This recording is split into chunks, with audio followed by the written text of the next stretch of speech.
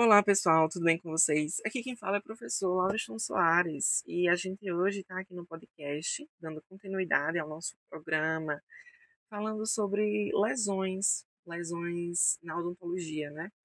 Anteriormente eu havia mencionado sobre os métodos de tratamento, diagnóstico, sobre sífilis, né? Inclusive falei sobre os tipos de sífilis, né? Sífilis primária, secundária, terciária. E nesse aspecto do nosso podcast de hoje, a gente vai falar sobre tuberculose. A tuberculose, ela também é desenvolvida por uma bactéria, inclusive no formato de bacilo, Mycobacterium tuberculosis. É um nome bem complexo. E as suas vias de transmissão é pelo ar, né? A gente pode ver que ele também pode ser propagado através de gotículas de saliva, porque é um micro-organismo, né? Então ele pode ser repassado para outros organismos, né?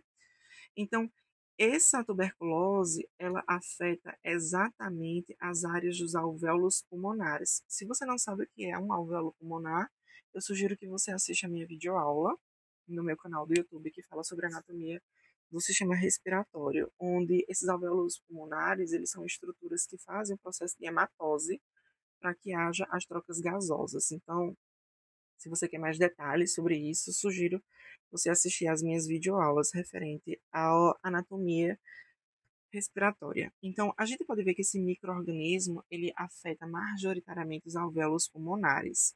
E aí, consequentemente, ele tem um aspecto de desenvolver ali uma relação com seu hospedeiro, né? Onde ele vai ficar ali acoplado aos alvéolos pulmonares e ele vai desenvolvendo toda uma sintomatologia no paciente. E o que é interessante é que na tuberculose, a gente pode ver que a tuberculose ela pode ser diferenciada entre tuberculose primária e tuberculose secundária. Olha só que interessante. A tuberculose primária, ela envolve os pulmões, como a gente já sabe, né?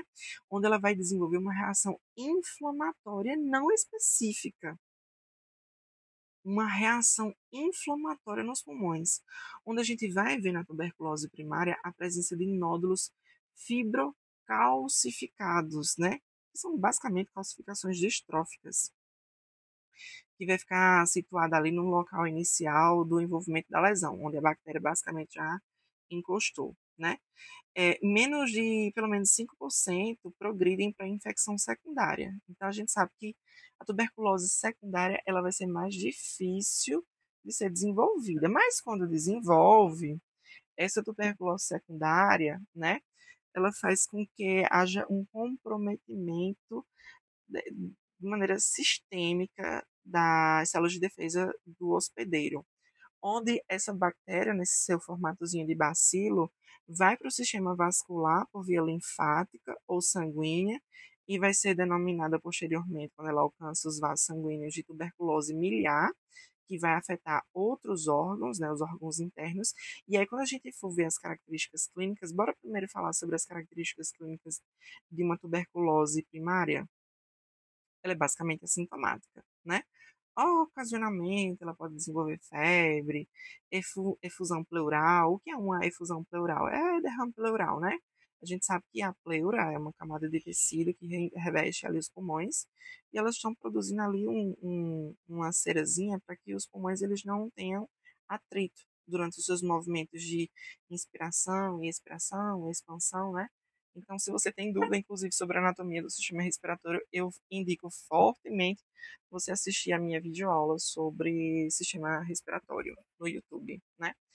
Então, já na tuberculose secundária, os aspectos clínicos que a gente pode encontrar são lesões lá no ápice do pulmão. O paciente desenvolve febre, febre baixa, mal-estar, perda de peso, sudorese noturna, uma tosse frequente, sangue no catarro, dor torácica. E aí, quando a gente submeter esse paciente para uma radiografia, a gente vai ver a presença de nódulos calcificados lá no pulmão, devido àquela calcificações distróficas que eu falei anteriormente, né? Que é uma área radiotransparente.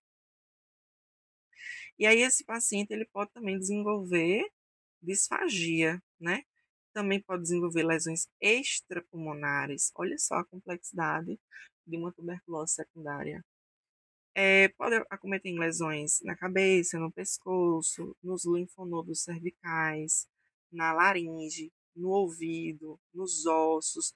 E quando a gente vê essas lesões ali acometendo a região bucal, a gente pode ver que ele pode acometer ali em lesões na língua, mandíbula, lábios, nos processos alveolares, né, que são estruturas do periodonto, na gengiva.